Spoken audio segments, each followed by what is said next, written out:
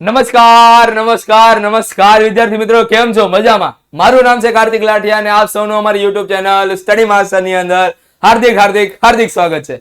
વિદ્યાર્થી મિત્રો, ધોરણ 11 ની અંદર પહેલું ચેપ્ટર આપણે પતાવી દીધું, બરોબર? એકમો ને માપનો, બરોબર? હવે જે એકમો ને માપનો હતો એ તો એક નાનકડો એવો ભાગ હતો ફિઝિક્સ ની અંદર, બરોબર? એ મોટા ભાગે એમાં જોવો તો ગણિત હતું, એમાં ફિઝિક્સ એટલું બધું નહોતું. હવેથી તમારું મેઇન ફિઝિક્સ શરૂ થાય છે અને પહેલા ચેપ્ટર નું નામ એવું કહી શકાય કે ભાઈ સુરેખ પથ પર ગતિ. શું નામ છે?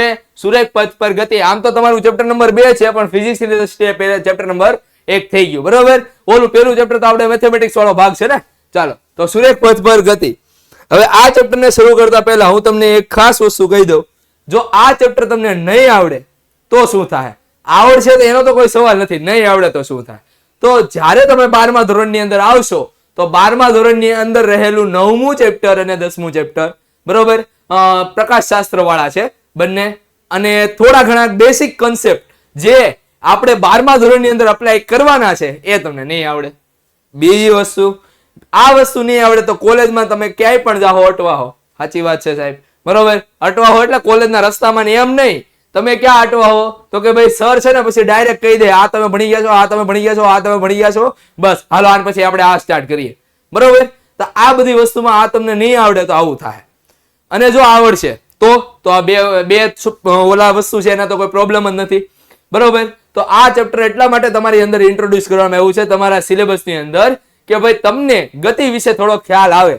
સર મારે ગતિ વિશે ખ્યાલ મેળવીને ક્યાં જવું? હવે જો ગતિ એટલે ખાલી એમ નહીં કે હું ચાલુ છું અથવા તો મોટર ચલાવું છું એની ગતિ. હવે વિચાર કરો કે મને કાંઈ ખબર નથી, મને એસ્ટિમેટ ટાઈમ લગાડવો હોય. તમે જો ટ્રેન છે એ બધું છે, બરોબર? તો એ એસ્ટિમેટ ટાઈમ કેમ લગાડે છે? ભાઈ અહીંયા 22 ને 18 મિનિટે ટ્રેન અહીંયા આવી જાહે, પછી અહીંયાથી 22 ને 19 મિનિટે નીકળી જાહે, બરોબર? તો આ એસ્ટિમેટ કઈ રીતે લાગે છે? આ એસ્ટિમેટ લાગે છે ગતિના નિયમો પરથી. શેમાં? ગતિના નિયમો પરથી, બરોબર? હા, પછી ડિલે થઈ જાય એના કારણ કંઈક બીજું હોઈ શકે, પણ એપ્રોક્સિમેટ ડિલે એટલું થઈ શકે, બરોબર? એપ્રોક્સિમેટ ટાઈમ એટલું આવી શકે, બરોબર? એનું કારણ શું છે તો કે એ લોકો આ ચેપ્ટર ભણ્યા છે, વિદ્યાર્થી મિત્રો, ભાઈઓ બહેનો, આ ચેપ્ટર ભણેલા છે, બરોબર? અને એના કારણે કહી શકે કે ભાઈ A થી B સુધીનું અંતર એટલું છે, હું એટલા વેગથી જઈશ તો એટલા સમયની અંદર પહોંચી જઈશ, બરોબર? તો આ ચેપ્ટર એટલા માટે તમારી અંદર ઇન્ટ્રોડ્યુસ કરવામાં આવ્યું છે.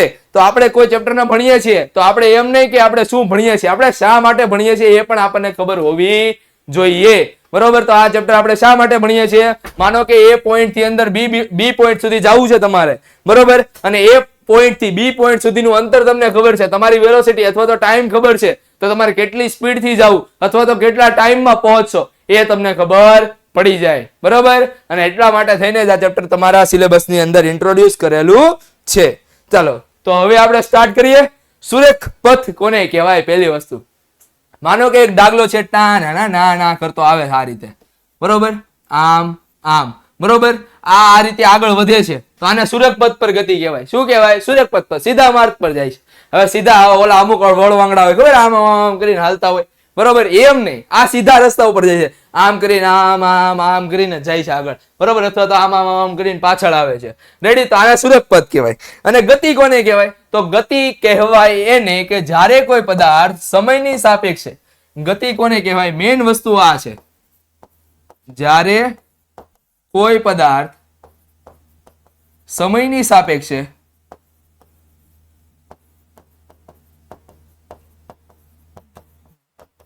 પોતાનું સ્થાન બદલતું હોય તો તે ગતિમાં છે તેમ કહેવાય. હવે આનો અર્થ શું થાય સર? સમજાવો ને, ખબર ન પડી. માનો કે t બરાબર 0 સમયે અહીંયા છું, t બરાબર 1 સેકન્ડે અહીંયા છું, t બરાબર 2 સેકન્ડે અહીંયા છું, બરોબર? તો હું ગતિમાં છું, વિદ્યાર્થી મિત્રો, તમારા સાપેક્ષે, રેડી? તમારે સાપેક્ષે તમે સ્થિર છો. માનો કે તમે કેવા છો? સ્થિર, બરોબર? શરીરથી, મનથી તમે ક્યાં છો એ મને નથી ખબર, મારું ઓલું શું કરતું હોય છે ને એવા બધા વિચારો નહીં ભાઈ. આપણે અહીંયા ફક્ત ને ફક્ત અહીંયા ફોકસ કરવાનું, બરોબર? આપણે શરીરથી નહીં, મનથી સ્થિર થવાનું છે એક જગ્યાએ, બરોબર? ભણતી વખતે. ચાલો, તો t બરાબર 0 સમયે અહીંયા છું, t બરાબર 1 સેકન્ડ અહીંયા આવ્યો, t બરાબર 2 સેકન્ડ અહીંયા આવ્યો, તો તમારી સાપેક્ષે હું કેવો છું? ગતિમાં છું. હા સાહેબ, ગતિ ખબર પડી ગઈ, પણ શું ખબર પડી તમને હજી બે વાતની નથી ખબર પડી. ગતિને દર્શાવવા માટે હંમેશા બે વસ્તુ જરૂરી હોય, એક તો સાપેક્ષ સાપેક્ષતામાં બે વસ્તુ આવે, સમય અને અવલોકનકાર. બરોબર. ગતિને દર્શાવવા આપણે એ વસ્તુ ખાસ જરૂર હોય છે, એક તો સમયની સાપેક્ષતા અને બીજું અવલોકનકારની સાપેક્ષતા. જ્યારે કોઈ પદાર્થ સમયની સાપેક્ષે પોતાનું સ્થાન બદલતો નથી, t બરાબર 0, t બરાબર 2, t બરાબર 4, t બરાબર 6, t બરાબર 8 સમયે હું હજી મારી જગ્યાએ છું તો હું ગતિમાં કહેવાવ નહીં. એક તો સમજ પડી? હા સાહેબ. અવલોકનકાર, માનો કે તમે અને હું બંને એક સરખી ઝડપથી આમ જાતા હોય, બરોબર, તો તમારી સાપેક્ષે હું કેવું લાગુ? સ્થિર લાગુ. ઉદાહરણ આપું? હા સાહેબ, ઉદાહરણ તો જોઈએ જ તે. ચાલો, એક બસ તમારી છે, વાંથી બીજી બસ ઓવરટેક કરવા જાય છે, પણ બંનેના વેગ ઇવેન્ચ્યુઅલી બંને કેવા થઈ ગયા? સમાન થઈ ગયા. એક તમારા ટ્રીપનું ઉદાહરણ આપું. તમે જો એટલા સદભાગી હો અને ટ્રીપે ગયા હો, મને બે બસ હોય તમારી સ્કૂલની, બરોબર, તો માનો કે આ તમારી બસ છે, તમારા મિત્રની બસ આમ આવે છે, બરોબર, બાજુમાંથી આમ સાઈડ કાપતા જાય છે, બરોબર, અને જેવી બસ બાજુમાં આવી અને તઈ જે બગડાટો બોલે, જાણે કેવું યુદ્ધ લડી ગયા હોય. ઓલે બાજુવાળા કે અમે તમારી સાઈડ કાપશું, ઓલો કે અમે તમારી સાઈડ કાપશું, અને ઇવેન્ચ્યુઅલી બંને બે એક સાઈડમાં થઈ જાય. તમને શું લાગે ખબર? તમારો મિત્ર તો સ્થિર છે, આજુબાજુનું વાતાવરણ ગતિ કરે છે, બરોબર. તમને શું લાગે? ભાઈ તમારો મિત્ર તો સ્થિર છે, આજુબાજુનું વાતાવરણ ગતિ કરે છે, બરોબર. આ ઉપરાંત તમને બીજું ઉદાહરણ આપું. માનો કે એ બંને બસ હોટલ ઉપર પડી છે, બરોબર, હોટલ ઉપર ઊભી છે, બરોબર. હવે શું થાય છે ખબર? તમારી બાજુવાળી બસ પાછળ ગતિ કરવાની શરૂ કરે. તમને એમ લાગે કે ના મારી બસ આગળ જાય છે, બરોબર, અથવા તો બાજુવાળી બસ આગળ ગતિ કરે. તમને એમ લાગે અરે મારી બસ પાછળની તરફ જવા મળી. તો આ છે ગતિ અને અવલોકનકારની સ્થાન, બરોબર. એટલે આ વસ્તુ આપણે ખાસ જરૂર રાખશું કે ગતિને દર્શાવવા હંમેશા બે વસ્તુની જરૂર પડે, એક તો સમય અને બીજું અવલોકનકારની સ્થાન. હંમેશા આપણે આપણા કિસ્સામાં આ ચેપ્ટર પૂછતું અવલોકનકારનું સ્થાન ઉગમ બિંદુ ઉપર લેશું. કેવા? ઉગમ બિંદુ ઉપર લેશું આ ચેપ્ટર માટે. હવે ઉગમ બિંદુ કોને કહેવાય એ કહેવાની જરૂર નથી. એક્સ અક્ષ, વાય અક્ષ બંને જ્યાં છેદે એ બિંદુને આપણે શું નામ આપ્યું? ઉગમ બિંદુ, બરોબર. તો ગતિને દર્શાવવા માટે એક તો આપણને ખબર પડી, શું ખબર પડી? તો કે ભાઈ ગતિને દર્શાવવા માટે એક તો સમયની જરૂર પડે છે અને બીજો અવલોકનકાર. હવે કોઈ અવલોકન કરતું જ ન હોય તો ગતિમાં છે કે નહીં કેમ ખબર પડે? હું ટ્રેનને જોતો જ નથી તો ટ્રેન ગતિમાં છે કે નથી એ મને કેમ ખબર પડે? મારું મોઢું આ બાજુ છે, ટ્રેન આમ જાતી હોય તો મને ખબર પડે કે ટ્રેન ગતિમાં છે? હા, અવાજ આવતો હોય તો વાત અલગ છે, પણ ટ્રેન અવાજ ન કરતી હોય તો? ઓલે હમણાં ખબર હોય ઇલેક્ટ્રિક ગાડીઓ બહુ ઉપડી છે, બાજુમાંથી રૂમ કરતી હોય જાય તો અવાજ નથી કરતી મારી બેટીઓ, ધીરી અવાજ કરે, જરી. આપણને એમ લાગે કે બાજુમાંથી કોઈ ગાડી ગઈ, રેડી. તો એવી ગાડી હોય તો આપણને કેમ ખબર પડે કે ગતિમાં છે કે નહીં? તો અવલોકનકારની ખાસ જરૂર પડે, તો જ કહી શકાય કે પદાર્થ ગતિમાં છે કે નહીં, બરોબર. અને સમયની તો જરૂર પડે જ તે. ચાલો હવે આગળ बढ़ा જાય. અહીંયા આપણે એક હજી વસ્તુ રહી ગઈ. આ જે ચેપ્ટર છે, તમે જો એક વૃક્ષ હોય ને, વૃક્ષ એને છે ને ઘણી બધી ડાળીઓ હોય, એક વૃક્ષની ઘણી બધી ડાળીઓ હોય. તો ફિઝિક્સ છે ને એક વૃક્ષ છે, બરોબર, એ થળિયું છે, અને થળિયાની ઘણી બધી ડાળીઓ છે, એટલે કે બ્રાન્ચ છે, બરોબર. જેમ કે મિકેનિક્સ છે, ઓપ્ટિક્સ છે, થર્મોડાયનેમિક્સ છે, ફ્લુઇડ મિકેનિક્સ છે, પછી સોલિડ મિકેનિક્સ છે, સોલિડ સ્ટેટ ફિઝિક્સ છે, બરોબર, પછી એટોમિક ફિઝિક્સ છે, પાર્ટિકલ ફિઝિક્સ છે, મોડર્ન ફિઝિક્સ છે, ક્વોન્ટમ મિકેનિક્સ છે. આ બધા ફિઝિક્સની બ્રાન્ચ છે, બરોબર. અને બધા પછી એકબીજા જુદી થઈ પછી ઉપર જઈને બંને એકબીજા ભેગી થઈ જાય. જેમ કે તમને ઓપ્ટિક્સ ની વાત કરું, મતલબ કે પ્રકાશ શાસ્ત્ર ની વાત કરું, તો પ્રકાશ શાસ્ત્ર ક્વોન્ટમ મિકેનિક્સ સાથે ભેગું થઈ જાય. પેલા આપણે ઇલેક્ટ્રિસિટી અને મેગ્નેટિઝમ ને અલગ અલગ ગણતા હતા, એ પછી આગળ જઈને ભેગી થઈ જાય, ઇલેક્ટ્રોમેગ્નેટિક ફિલ્ડ બનાવી દે, ઇલેક્ટ્રોમેગ્નેટિક ઇન્ડક્શન બનાવશે, બરોબર. અને આ બધી વસ્તુ આપણે 12મા ધોરણની અંદર શીખવાનું છે. ઇલેક્ટ્રિસિટી વાળો ભાગ બધો 12મા ધોરણમાં, મિકેનિક્સ વાળો ભાગ બધો 11મા ધોરણમાં, બરોબર. અને મિકેનિક્સ ના તમે ભાગ પાડો તો મિકેનિક્સ એટલે થાય ગતિશાસ્ત્ર અથવા તો યંત્રશાસ્ત્ર. શું કહેવાય? યંત્રશાસ્ત્ર, રેડી. યંત્રશાસ્ત્રના બે ભાગ પડે, એક કાઇનેમેટિક્સ અને એક ડાયનેમેટિક્સ, બરોબર. એક કાઇનેમિક્સ અને બીજું ડાયનેમિક્સ. તો ગતિ છે આ ચેપ્ટર નંબર 2 એના આપણે ભાગ પાડીએ. ચેપ્ટર નંબર 2 નહીં, આ જે ચેપ્ટર છે એ શેમાં આવે? મિકેનિક્સમાં આવે. ચેપ્ટર નંબર 2 શેમાં આવે? મિકેનિક્સ. મિકેનિક્સ કોને કહેવાય? મિકેનિક્સ કહેવાય યંત્રશાસ્ત્ર, બરાબર. મતલબ કે આપણે યંત્રોનો અભ્યાસ કરવાનો. હવે એની અંદર બે ભાગ પડે, એક આવે કાઇનેટિક્સ અને બીજો આવે ડાયનેમેટિક્સ.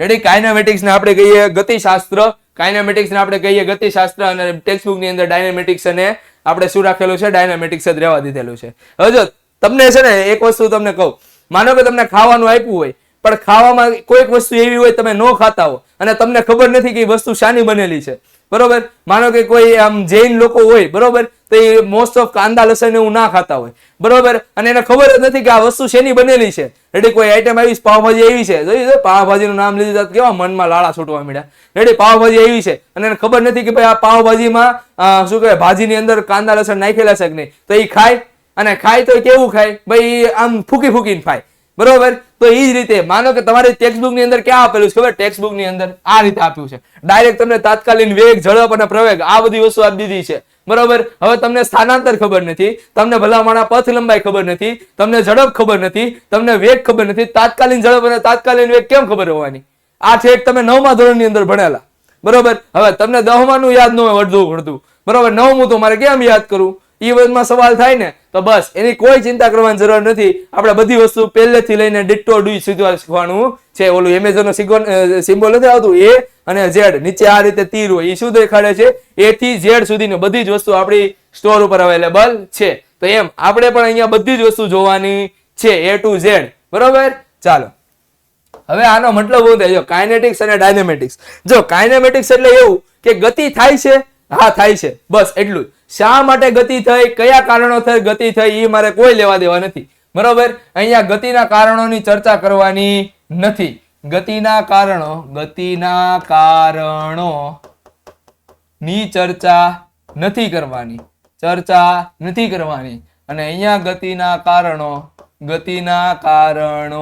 ની ચર્ચા કરવાની છે. એનો મતલબ શું છે? જો માનો કે કોઈ પદાર્થ ગતિમાં છે, એનો મતલબ કે કોઈ એને ધક્કો માર્યો હોય છે, તો એ ગતિમાં આવ્યો હોય ને. હું અત્યારે આમનો ઉભો છું, મને કોઈક ધક્કો મારી જાય, અને અત્યારે જો આ અચાનક આમ થઈ જાવ, તો એ તમારા શ્વાસ અધર થઈ જાય કે સરને અચાનક કેમ કોઈ ધક્કો માર્યો, બરોબર. એટલે મનમાં કઈક અલગ અલગ વ્યાયામ આવવા પડે કે નહીં, આ કઈક છે આજુબાજુ, સરની આજુબાજુ, બરોબર. એવી કોઈ ચિંતા કરવાની જરૂર નથી. જો મને કોઈ ધક્કો મારે તો જ હું ગતિમાં આવું ને, બાકી કોઈ ગતિમાં આવે નહીં. રેડી, તો મને કોણે ધક્કો માર્યો, શા માટે ધક્કો માર્યો, એની હારે મારે કાંઈ લેવા દેવા નથી. તો એ શું આવે? કાઇનેટિક્સમાં. મને કોણે ધક્કો માર્યો, શા માટે ધક્કો માર્યો, એ બધાની ચર્ચા કરો તો એ આવે ડાયનેમિક્સમાં. બીજું ઉદાહરણ આપું, એક કટ્ટો છોકરો છે અને તમે એના દોસ્તાર છો, બરોબર. કોઈથી બીવે નહીં, આમ છે ને તેમ છે, બહુ ફાંકા મારે છે, મોટા ગોળા છોડે છે, બરોબર. અને એક શેરીનો વળાંક આવે છે ખૂણામાં, બરોબર. અને તમે સમજો એકદમ અંધારી રાત છે, મૌન છે, આજુબાજુ ખાલી માત્ર ને માત્ર ભૂવડનો અને ચામાચીડિયાનો અવાજ આવે છે, બરોબર. અને એક ખાલી બલ્બ જગે છે આખી શેરીની અંદર, બરોબર. અને એ શેરીમાં તમે તમારા મિત્રને ચેલેન્જ આપો, તું બહુ વાતું કરશે, હાલ હું તને ચેલેન્જ આપું છું, તું આ શેરીની નાકાની અંદર ઓલા બલ્બ વાળો ડેલો છે ન્યા સુધી જઈ જા, હું તને ચેલેન્જ આપું. અને ઓલો ભાઈ મરદ નું ફાડ્યું, હો ભાઈ, ગયો આમ ચેલેન્જ લઈને, ભાઈ હાલ ચેલેન્જ એક્સેપ્ટેડ, બરોબર. ચેલેન્જ એને એક્સેપ્ટ કર્યો, પછી એને શું કર્યું ખબર? થોડોક સમય ગયો ને, ઓલો આમ જોતો, આમ ઉભો તો ખાલી થોડોક સમય ગયો ને, એટલે સુમ કરતો ઓલો દોડીને ગયો, બરોબર. એને શું ખબર શું થયું? બોલો ગતિ કરે છે, હા સાહેબ ગતિ કરે છે, શા માટે ગતિ કરે છે મને ખબર નથી. તો એ કાઇનેમેટિક્સ. શું આવ્યું? કાઇનેમેટિક્સ, બરોબર. જો ઓલો ગતિ કરી, ઓલો દોડીને ગયો, હા સાહેબ કાઇનેમેટિક્સ, બરોબર. શા માટે ગતિ કરી મને નથી ખબર, મને ખબર નથી. તો એવું થઈ ગયું, ગતિના કારણો મને ખબર નથી, એટલે એ શેમાં આવશે? કાઇનેમેટિક્સ. પછી ખબર પડી કે એક આદમી ચપ્પલ હાથમાં લઈને પાછળ દોડ્યો હતો, અને એ અંધારું, એટલું અંધારું, અને એક લાઈટ શરૂ હોય અને એક ડેલો ખાલી ખુલ્લો હોય, તો સમજી લેવાનું કે આદમી કોણ હોવાનું, બરોબર. ચપ્પલ લઈને પાછળ પડ્યો. તો હવે મને કારણ ખબર પડી કે સાલું આ તો કોઈક વાહે પડે છે એટલા માટે આ દોડ્યો. તો હવે મને ખબર પડી ગતિનું કારણ કોણ છે, તો એને આપણે શેમાં લઈશું? ડાયનેમિક્સ. મતલબ કે કોઈ પદાર્થ ગતિ કરતો હોય, માનો કે આ v વેગથી ગતિ કરે છે, આનું મારે એને જોવાનું કે આના ઉપર કેટલું બળ લાગે છે, આની પાસે કેટલી ગતિ ઉર્જા છે, સ્થિતિ ઉર્જા છે, પાવર છે, મારી આને કોઈ લેવા દેવા નથી. તો આને હું ગણીશ કાઇનેટિક્સમાં. પણ હા, મને એમ કે ભાઈ F ન્યૂટન જેટલું બળ લાગે છે અને v વેલોસિટી થી ગતિ કરે છે, તો આ વસ્તુ આવી જાય ડાયનેમિક્સમાં. એટલે ગતિના કારણોની ચર્ચા ન કરીએ તો કાઇનેટિક્સ, અને જો કરીએ તો ડાયનેમિક્સ. આ વસ્તુ સમજમાં પડી? સમજ આવી? હા કે ના? ચાલો હવે આપણે આગળ જઈએ. આ આપણું ટેબલ છે, મતલબ કે આજે શું કહેવાય, આ ચેપ્ટર ની અંદર આપણે 3 વસ્તુ ભણવાની છે. એટલું નાનું ચેપ્ટર નહીં રે પગલો, ये इतना छोटा चैप्टर नहीं है, चैप्टर तो बहुत बड़ा है पर आपको दिया हुआ छोटा है. ओके, तो ચાલો તાત્કાલિક વેગ અને ઝડપ, પ્રવેગ અને પછી આપણે જોવાનું છે નિયમિત પ્રવેગી ગતિ માટે શુદ્ધ ગતિ વિજ્ઞાનના સમીકરણો. આ જે ટોપિક છે એ ખૂબ જ ઇમ્પોર્ટન્ટ ટોપિક છે, એટલે આપણે અહીંયા ખાસ ધ્યાન આપશું. બીજી વસ્તુ કે આ ચેપ્ટર મોસ્ટ ઓફ આલેખનું ચેપ્ટર છે. આમાંથી ઘણા ખરા સવાલ આલેખના પૂછાય છે, એટલે આલેખ વિશે તમને બેસિક નોલેજ ખબર હોવી જોઈએ, બરોબર. બાકી જે નથી ખબર આપણે સ્ક્રેચ થી ભણવાનું છે, બરોબર. ચાલો હવે આગળ बढ़ा જાય. સંદર્ભ બિંદુ કોને કહેવાય, બરોબર. સંદર્ભ બિંદુ મેં તમને કીધું કે ગતિને દર્શાવવા હંમેશા સમય અને અવલોકન કારની જરૂર પડે. હવે અવલોકન કારમાં પણ બે વસ્તુની જરૂર પડે. શું જરૂર પડે? એક તો એનું સ્થાન ક્યાં ઊભો છે અને બીજું એનો ગતિ, બરોબર, કેવી ગતિ છે. એક તો એનું સ્થાન અને બીજું એની ગતિ, એ કઈ જગ્યાએ ઊભો છે અને એની ગતિ કેટલી છે, બરોબર. આ વસ્તુ મને ખબર પડવી જોઈએ, બરોબર. તો આ જે સ્થાન છે એને આપણે શું કહીશું? સંદર્ભ બિંદુ. એને આપણે શું કહીશું? સંદર્ભ બિંદુ. મતલબ કે જે જગ્યાએથી જોવે છે એને આપણે શું કહીશું? સંદર્ભ બિંદુ. સમજો તમે આ રીતે 3 દોસ્તાર છે, આ A છે, આ B છે અને આવડો આ C છે, બરોબર. અને કોઈ ત્રીજો વ્યક્તિ D, આ ત્રણેયને જોવે છે. A અને C વચ્ચેનું અંતર જોવે છે, A અને C વચ્ચેનું અંતર જોવે છે 30 મીટર, બરોબર. A અને B વચ્ચેનું 40 મીટર અને B અને C વચ્ચેનું 50 મીટર. તો C જ્યારે AB ને જોશે ત્યારે એને ખબર પડશે કે ભાઈ A અને B વચ્ચેનું અંતર તો 40 મીટર છે. A અને B વચ્ચેનું અંતર તો કેટલું છે? 40 મીટર છે, બરોબર. B જ્યારે C અને A ને જોશે ત્યારે ખબર પડશે કે A અને C વચ્ચેનું અંતર તો 30 મીટર છે. તો અહીંયા જો તમે સંદર્ભ બિંદુ બદલાઈ ગયું, એમ બંને વચ્ચેના અંતર પણ શું થઈ જાય છે? બદલાઈ જાય છે, બરોબર. આ તો ખાલી સ્થાનની વાત છે. ગતિની જે મૂલ્ય છે એ પણ શું થઈ જાય છે? બદલાઈ જાય છે. એટલે સંદર્ભ બિંદુ હોવું ખૂબ જ જરૂરી છે. આ ચેપ્ટર માટે સંદર્ભ બિંદુ આપણે યામ ભૂમિતિનું ઉગમ બિંદુ ધારીશું. ઉગમ બિંદુ કોને કહેવાય એ મારે કહેવાની જરૂર નથી. આ તમારો y અક્ષ, આ તમારો x અક્ષ, જ્યાં છેદે એ ઉગમ બિંદુ, 0 0 એના યામ છે. તો આને શું કહેવાય? સંદર્ભ બિંદુ કહેવાય. સંદર્ભ બિંદુને લગતા તમે જોઈ શકો મીમ્સ. જો હવે છે ને તમારે ઈગો હર્ટ કરી નાખે ને એવું તમને મીમ દેખાડું. 10 કિલોમીટર પ્રતિ કલાકની ઝડપે જાવ તો આ ગોળ ગોળ ફરતા છોકરામાંથી એક છોકરાનું મોઢું આવું થઈ ગયું, મોઢું ફૂલ્યું ને ફૂલ્યું રહી ગયું. એટલે ભાઈ હું કેટલું જોરથી ગોળ ગોળ ફરું છું. એના પછી જો 100 કિલોમીટર પ્રતિ કલાકની ઝડપથી ચાલતા આ જે રોલર છે, સ્લાઇડર, રેડી. સ્લાઇડરમાં આ બાઈનું મોઢું જો, આ દીદીનું મોઢું જો કેવું થઈ ગયું, રેડી. ચીતરા પીતળા ઉડી ગયા છે, ઉપરથી પોપડા ઉખડી ગયા છે, બરોબર. વાળના કલર ઉડી ગયા છે, આ બધું થઈ ગયું છે. અને એના જ બદલે આપણે 1675 કિલોમીટર પ્રતિ કલાકની ઝડપે જયારે ગોળ ગોળ ફરતા હોય તો આપણે આરામથી બેઠા છીએ. જો આ ટેણિયું કેવું સામું જોવે છે, રેડી. આપણે ખાવાનું ખાય છે, બરોબર. તો આવું શા માટે થાય છે? હવે સમજો. હંમેશા આપણે કીધું કે ગતિ માટે એક સંદર્ભ બિંદુની જરૂર પડી. તો આ જે ગોળ ગોળ ફરે છે ને એ કોની સાપેક્ષે ફરે છે? તો કે જમીનની સાપેક્ષે ફરે છે. પગલો કોની સાપેક્ષે? જમીનની સાપેક્ષે. તો જમીન છે, બરોબર, એ કેવું થઈ ગયું? સંદર્ભ બિંદુ. જમીનની સાપેક્ષે 10 કિલોમીટર પ્રતિ કલાકની ઝડપથી શું થાય છે? ગોળ ગોળ ફરે છે, બરોબર. આ સ્લાઇડર છે એ આ રોલિંગની સાપેક્ષે, આ રેલિંગની સાપેક્ષે, રેલિંગની સાપેક્ષે શું છે? 100 કિલોમીટર. રેલિંગ ફરે છે આગળ, રેલિંગ જાય છે આગળ? ના સાહેબ, જાય છે કોણ? તો કે આ સ્લાઇડર. તો રેલિંગની સાપેક્ષે સ્લાઇડર 100 કિલોમીટર પ્રતિ કલાકની ઝડપે ગતિ કરે છે, બરોબર. આ વસ્તુ તમને ક્લિયર થઈ? હા કે ના? ચાલો એના પછી જો 1600 કિલોમીટર પ્રતિ કલાકની ઝડપથી ગતિ કરતી પૃથ્વી વાત સાચી છે. વાત કેવી છે? સાચી છે. પરંતુ આપણે પૃથ્વી ઉપર છીએ ને, આ અહીંયા તમારું જો ઇન્ડિયા છે, બરોબર. આપણું ઇન્ડિયા છે, રેડી. આ આપણું ઇન્ડિયા છે, બરોબર. તો અહીંયા તમે ઊભા છો, તો આપણે આમ ઊભા છીએ, રેડી. આપણી સાપેક્ષે જમીન કેવી છે? સ્થિર છે. આપણી સાપેક્ષે જમીન કેવી છે? સ્થિર છે. માનો કે હું જરીક ઠેકડો મારું તો જમીન આમ કરીને આમ થઈ જવી જોઈએ. હા કે ના? મનમાં પેલો સવાલ તો એવો જ આવે. ને કે ભાઈ હું અહીંયાથી આમ ઠેકડો મારું, પૃથ્વી ગોળ ગોળ ફરે છે, પૃથ્વી ગોળ ગોળ ફરવાની સાથે સાથે પૃથ્વી થોડીક આમ થઈ તો હું અહીંયા ઊભું છું, એની બદલે થોડોક ઠેકડો મારીને અહીંયા પહોંચી જાય. એવું થાય? અરે નો થાય ભાઈ, એવું નો થાય. એવું થતું હોત તો વિચાર કરો, આ મીમ જેવું થાય. જો 460 મીટર પર સેકન્ડની ઝડપથી પૃથ્વી ગોળ ગોળ ફરે છે. 1 સેકન્ડમાં તમે ઠેકડો મારો તો માનો કે અહીંયાથી તમે ઠેકડો માર્યો તો પૃથ્વી 460 મીટર અંતર ફરી જાય, બરોબર. અને તમે ફરી પાસે ક્યાં આવો? નીચે આવો, બરોબર. તો તમે કેટલું અંતર કાપી લીધું છે? 460 મીટર. મતલબ કે મારે હવે આ તો ઓલા જેવું થયું. માનો કે મારે શેમાં જવું છે? તો કે અમેરિકા જવું છે. મારે અમેરિકા જવું છે, બરોબર. અને મારે પૈસા ખર્ચવા નથી, તો હું એક કામ કરું, બલૂન લઈ જાઉં ઉપર, બરોબર, બલૂન લઈ જાઓ અને એની અંદર હું બેસી જાઉં. રેડી? હવે જેવું પૃથ્વી ગોળ ગોળ ગોળ ગોળ ગોળ ગોળ ફરશે, બરોબર, જેવું અમેરિકા આવ્યું એટલે હું તરત લેન્ડ થઈ જાય. રેડી? એમ હાલે કઈ એવું કાયદી ન બને. તમારે બીજું ઉદાહરણ જોવું હોય ને તો તમે ટ્રેન અથવા તો બસમાં જાઓ ને, અહીંયાથી ઠેકડો મારજો આ રીતે. રેડી? ઠેકડો મારજો. તમે જ્યાંથી ઠેકડો માર્યો ન્યાન તમે પડશો. જ્યાંથી ઠેકડો માર્યો ન્યાન તમે પડશો. રેડી? એટલા માટે થઈને આ સંદર્ભ બિંદુ અને એક હજી વસ્તુ આવે છે નિર્દેશ ફ્રેમ. એ બે વસ્તુ અહીંયા અગત્યનો ભાગ ભજવે છે, એટલે આપણે એ ભૂલવાનું નથી. તો આ સંદર્ભ બિંદુ શા માટે હોય ખબર પડી. અહીંયા આપણે મોટા ભાગે ઉગમ બિંદુ લઈશું. બરોબર, ચાલો એના પછી इसके बाद क्या किया जाए, निर्देश फ्रेम. હવે નિર્દેશ ફ્રેમ કોને કહેવાય? તો કે અવલોકનકાર જે જગ્યાએથી અવલોકન કરે. રેડી? અવલોકનકાર જે જગ્યાએથી અવલોકન કરે તે જગ્યાને નિર્દેશ ફ્રેમ કહેવાય. શું કહેવાય? અવલોકનકાર જે જગ્યાએથી શું કહેવાય? ગતિ કરતા પદાર્થનું અવલોકન કરે તે જગ્યાને શું કહેવાય? નિર્દેશ ફ્રેમ કહેવાય. શું કહેવાય? નિર્દેશ ફ્રેમ કહેવાય. મને છે ને લખતા એક ઉદાહરણ હજી યાદ આવ્યું.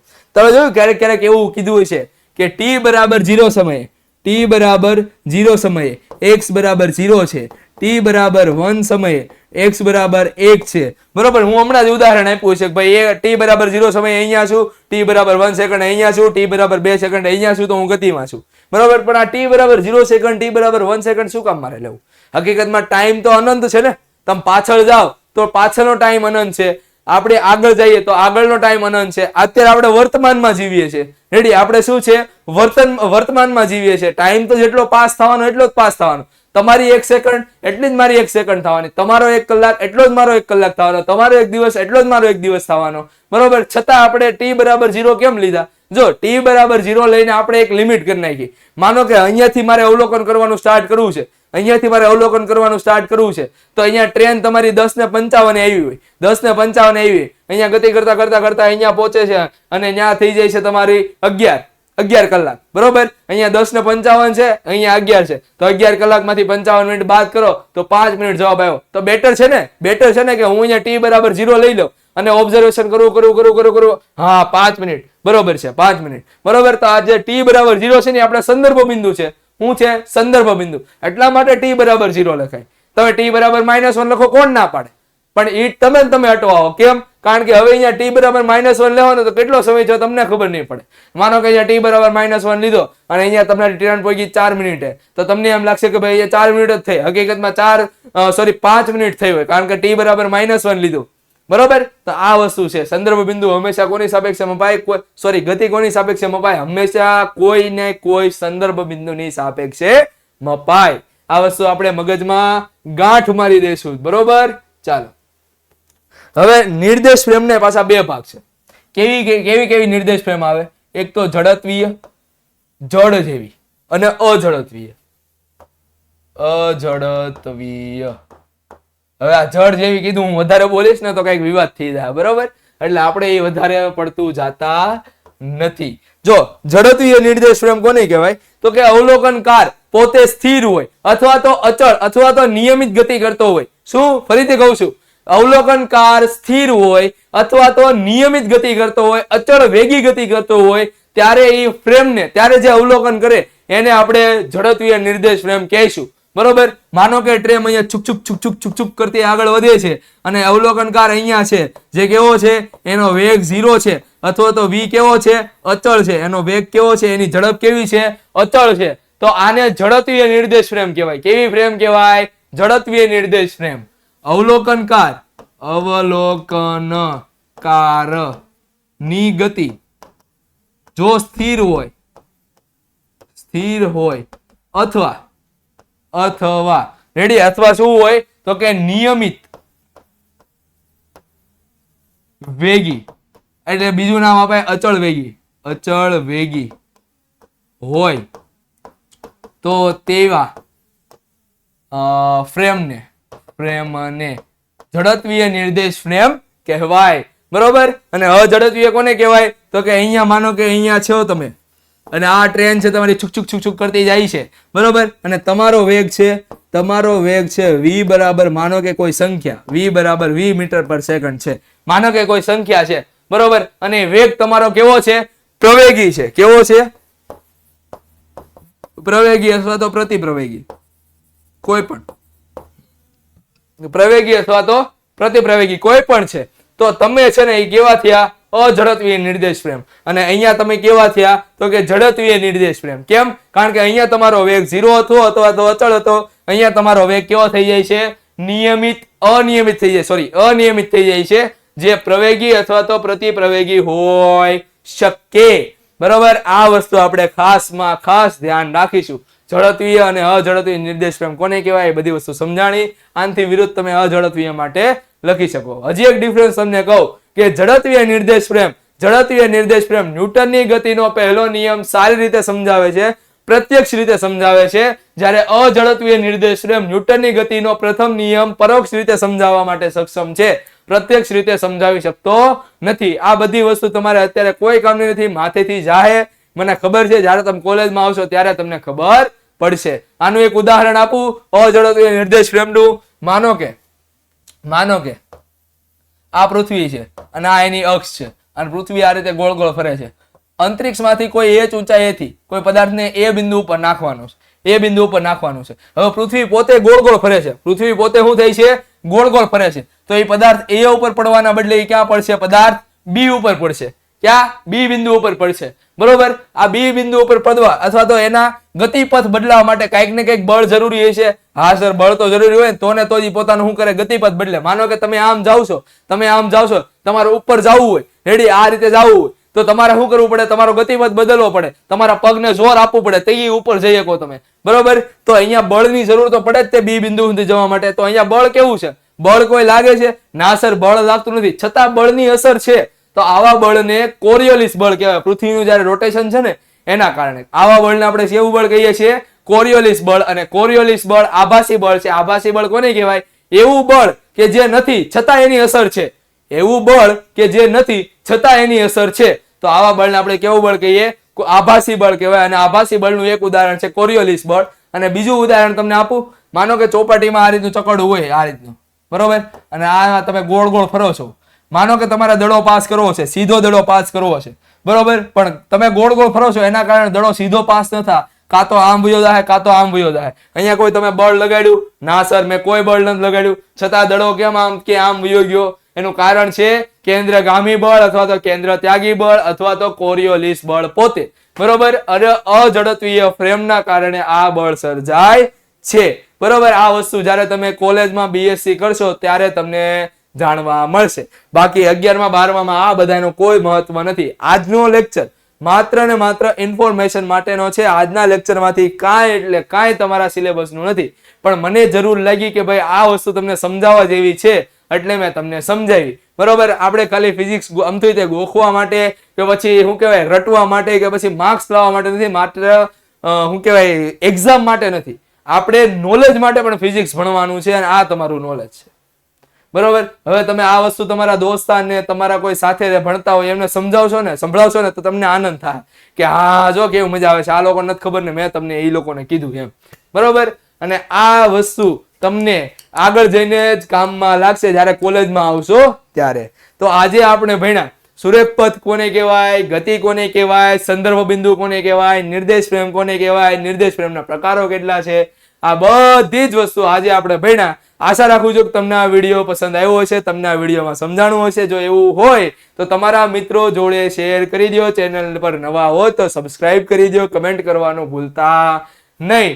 મળીએ છીએ આપણે નેક્સ્ટ ટાઈમ. ટિલ ધેન ધ્યાન રાખજો તમારું અને તમારા મમ્મી પપ્પાનું. બાય.